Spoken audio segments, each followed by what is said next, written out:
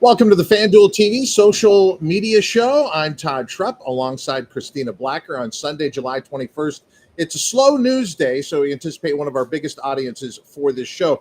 Yesterday, opening day, is always one of the biggest audiences here at Del Mar. As you look back at what we experienced yesterday, what are some of your thoughts? Well, it's a phenomenal program, 11 race card rather, and we had significant pools in the early pick 5 and the late pick 5, which is something that we saw last year. I think opening on a Saturday was something special. I really enjoyed it. Only the third time in the history? The third time in the history of Del Mar, in the 85-year history. The pick 6 rather, paying $250,000. And you mentioned those ticket. pick 5 pools. So the late pick 5 yesterday, the pool was $1.3 million because we had a big paying pick 6. It also was a big paying pick 5, 30-1 shots in there, 2 of them. That led to a pick 5 that was $42,000. It's an 11 race card again today on this Sunday. We're going to talk about the latter half of the program because there's 2 stakes races, races 7 and 9. We got the Osunitas, we've got the Wicker, and it's kind of the same thing yesterday. The Oceanside for the boys going a mile on the turf, and then the San Clemente, you had 3-year-old fillies going on the turf.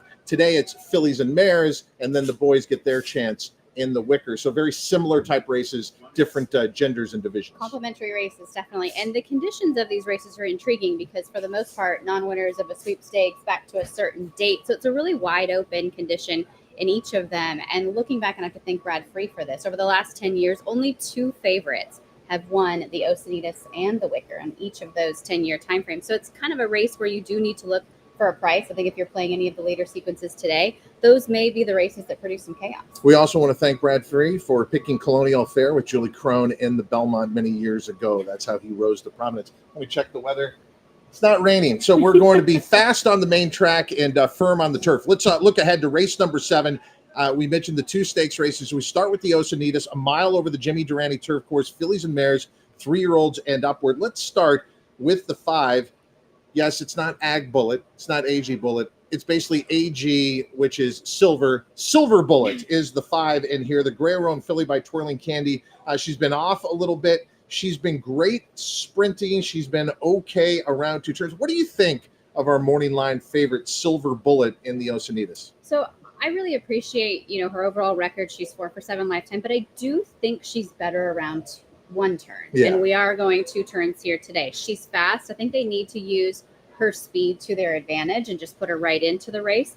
And she is coming off a little bit of a freshening, which to me, with a horse like this, when you're trying to extend to the mile, I would have preferred maybe a more recent race for her. But she's very classy. Her record shows you that. Huge scratch of the 7. And I know that Richie's last race was on dirt, but I think if she had transferred some of that form to the turf, she would absolutely have been the horse to beat in here. So Ricci out of the Osunitas, but we look forward to him joining us for the Breeders' Cup. Miss Lizzie, a winner last time out. It's an inside joke unless you watch the show. Miss Lizzie did win down the hill last out, but is a winner here at Del Mar. Softer company, starter allowance. Is this horse a viable long shot at 8-1? I think so. We would talk about maybe the profile of a winner in a race like this, and having that horse for course angle is absolutely a benefit. She did win around 2 turns here at Del Mar, but the inside post does commit her a little bit. Do they want to put her into the race? Do they want to drop back?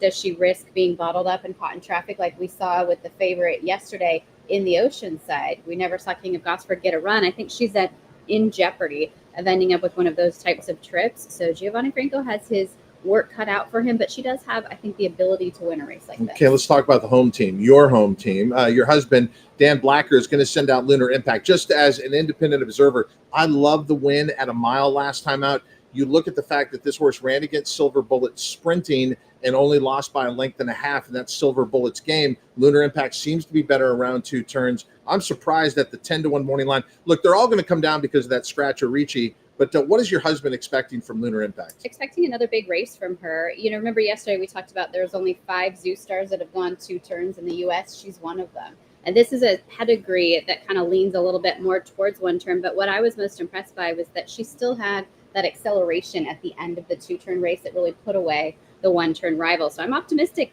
about her chances today, but I do think some of the others, on Thorograph, on Speed Figures, they have run faster. She does need to improve off that last race. Okay, let's talk about one of those other horses. Finish up our conversation here for the Osunitas with Hang the Moon, a winner last time out. Very similar to Lunar Impact, took an optional $80,000 claimer, going a mile on the turf. was off from August to June, had been coming in from the Midwest. I thought this was a good first start in the barn of trainer Phil D'Amato. If she moves forward again, I would love that morning line, but we're not going to get anywhere near the 8-1. But what do you think of Hang the Moon? I think she might be one of your key horses in here. I mean, I can easily see her win. And we talk about home team, Michael Joyce owns a piece of this horse. He's involved in this CJ Thoroughbreds syndicate. So good luck to him. I loved the first race here on the West Coast. I do think she moved forward. She ran a 6 on Thoroughgraph. That's good enough to win this race. So if you get any kind of price on her, Hang the Moon is a legit runner today. Ding, ding, ding, ding, ding, ding. Bonus horse. We weren't going to talk about this horse, but I have to ask you, have you heard anything about Son of Hill shipping in from Brazil? Another horse for trainer Phil D'Amato in here. Does this horse fit? I have not heard anything. Yeah, I haven't heard specific, anything either. And maybe we need to send Andy out on that this afternoon just to try and get any kind of added info.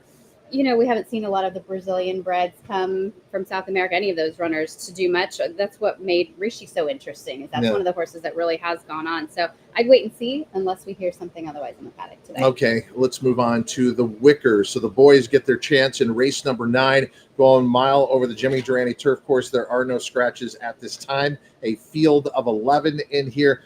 There's a lot of horses we're going to double up on. In other words, they come out of the same race. Good example of that. First Piece and Almendaras, 2 horses that we're going to take a look at here. With First Piece, a lot of seconds and thirds as of late, and as a beaten favorite. Do you have your concerns about this one? I have my concerns about First Piece at the distance today. I think First Piece, even though he keeps getting a piece of it, might just be a little bit better around one turn. And this afternoon, we're at the mile distance in the Wicker. I would prefer Almendaras, and you might get some what kind of company lines to give you a bit more confidence on Almendaras, depending on what happens in race 1. Watsonville beat Almendaras in the Mathis Mile all the way back in December. Watsonville comes back in the first race today. So that could build your case if you like Almendaras a little bit. Yeah, what a first race today, by the way. Exalted is in there. It's a really good race. Could have been in the Wicker. I agree. It's surprising that they did not run him in the Wicker, and they're just, I think, trying to build a little confidence and get him back to the winner's circle. That's why I would play against him today. I don't know, but I do like Watsonville. The horse is legitimately talented. That's race number 1, but a good line in a race number 9. Let's talk about Noble Reflection. Another horse coming out of a race down the hill over at Santa Anita, but gets an inside draw, is fast. My question to you is, what do you expect from the pace? Because we also have Conclude in here, who's pretty quick. Do you think Noble Reflection can get the lead going long today? I know we talk about Mario Gutierrez. We don't talk about him as a gate rider, but doesn't he have to go early with Noble Reflection? That's my hesitation. I don't think he's going to send this horse, and I think he is very fast, and his speed is his weapon, and you probably should use it today. I mean, he was fast enough to be right up there with Nobles and some of the other real sprinters of the division in many of his races. I would love to see him on the lead. I would love to see them utilize that speed. I'm not sure if this is the right team to get that type of running style from him. Okay, 2 other horses coming out of the same race in different circumstances. Back on May 26th, race number 4, or excuse me, May 26th of this year, race number 6 at Santa Anita, Flashiest and Dandy Man Shines exit that race. Dandy Man Shines was the second betting choice that day. Flashiest was 8-1 as we're still working through. Oh, yeah, they're there. There we go. Flashiest pulls off the upset. Dandy Man Shines runs on for second. They're now both 12-1 today. I think they have better than 12-1 chances in here. What do you think of the last race for these 2 horses? Yeah, I think it was a good race for both of them. And I think we can't forget that Flashiest won the Oceanside in his 3-year-old season. He likes this course here at Del Mar, and he tends to come with that big late kick. I wouldn't forget about him. I wouldn't forget about Conclude, last year's Oceanside winner. He's one that was able to extend that speed, the son of Collected, and pull clear. I know the Shoemaker Mile was not his best effort. It was a little disappointing, but that's grade 1 competition. This is a much different kettle of fish today. Okay, those are the 2 big races on an 11-race card, but every race matters here at Del Mar. What an opening day yesterday. We hope you joined us. If not, we hope you'll join us for our Sunday coverage. What time are we starting on our terrestrial television coverage? 21 minutes. 21 minutes from now. And we've got you covered all day long as a FanDuel Racing account holder. If you opt in for Win Bet Insurance, we've got you covered each and every race on this Sunday program at Del Mar. Don't miss all the action. Watch it on FanDuel TV, our full team coverage, and play through FanDuel Racing. Our thanks to Emily Shields for putting this show together. Her backtracks were so good. I had a tough time keeping up with them. I love it. She's right on the cue. From Del Mar, I'm Todd Trupp for Christina Blacker. Until next time, may all your photo finishes be